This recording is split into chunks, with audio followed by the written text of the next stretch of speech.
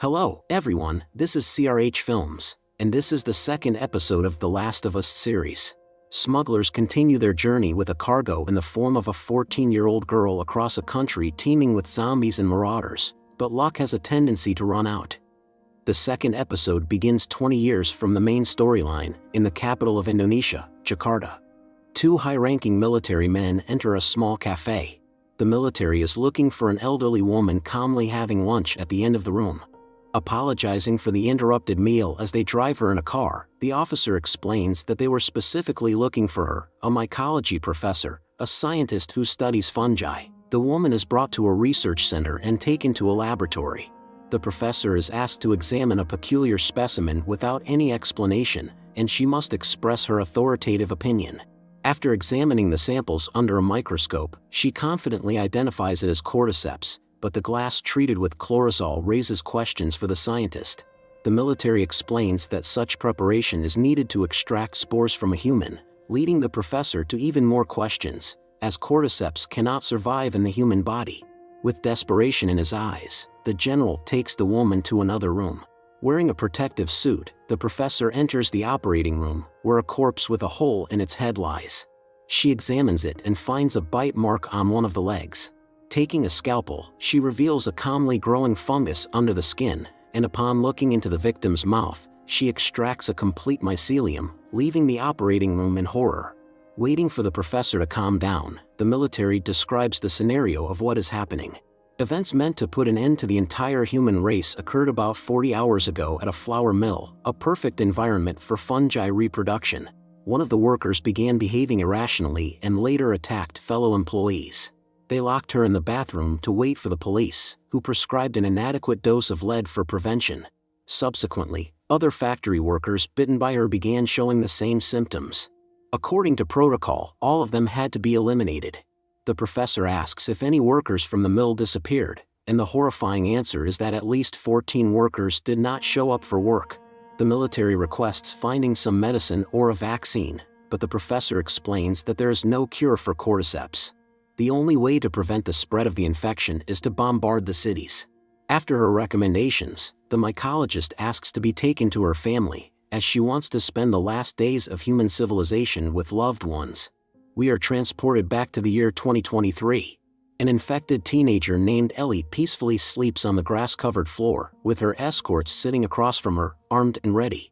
Joel and Tess, smugglers who found out just a few hours ago that the girl is infected, are now faced with a dilemma. When Ellie wakes up, Joel asks her to show the location of the bite. Several weeks have passed since that fateful moment, yet Ellie remains unaffected. She reveals that the leader of the Fireflies, a justice-seeking group, had been checking her for signs of infection for a long time. When Ellie takes a break for natural needs, a difficult choice arises before the smugglers. Joel doesn't trust a word the girl says, so he suggests returning the bitten Firefly, regardless of agreements. Tess urges Joel to see the task through to the end. Only a little remains until they reach the capital, one of the rebel bases. When Ellie returns, Tess immediately asks why the girl is so valuable to the Fireflies. Ellie explains that there is a research laboratory somewhere in the West, where the best Firefly minds are trying to find a cure for human civilization. The girl's immunity is supposed to bring them closer to creating medicines by leaps and bounds. Despite all of Joel's warnings, Tess decides to see the mission through, but Ellie's convulsions, a caricature of a zombie, only add fuel to the fire. The trio continues their journey. For the first time in her life, Ellie sees nature reclaiming its space in the absence of humans. Later, in the post-apocalyptic metropolis, they come across a massive hole, a result of human intervention this time. Tess explains that to curb the spread of the infection, the military dropped bombs on cities. While it helped in some places, overall, it had little impact. As they head towards a hotel to bypass barricades, Ellie asks where all the zombies have gone. Walking through the streets of the city, Ellie recounts how she got an autograph on her arm from an infected person. Ellie's excessive curiosity leads her to a completely isolated shopping center. We also learn that Ellie is an orphan, having lost all her relatives to the zombie apocalypse. As the trio passes through miraculously surviving city streets, they hear horrifying cries. The infected, nicknamed clickers, communicate. The hotel lobby is flooded, making Ellie nervous as she can't swim. However, the water level barely reaches her knees. Mimicking the behavior of hotel staff and guests, Ellie encounters a dead guest who scares her. Climbing to the second floor, they find a blocked corridor, and the alternate route is behind a closed door. In the debris, there's a small hole through which Ellie can crawl to open the door from the other side. Joel insists Tess go, but Ellie cleverly points out that her life is much more valuable than the smugglers. Joel and Ellie are left alone. The teenager bombards the man with questions, but Joel dismisses inquiries about himself. When asked about the infected, their mannerisms, how long they live and how many zombies he has killed, Joel readily answers. After a minute, Tess returns, warning Joel to lower his weapon as she doesn't want to be mistaken for a zombie or marauder.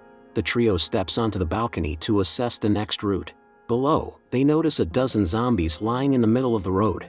Tess emphasizes that last time the bodies were still in the building, but now they have taken over the street. When sunlight appears, the zombies synchronously turn away from the rays. To Ellie's surprise, Tess explains that the cordyceps fungus creates a whole network.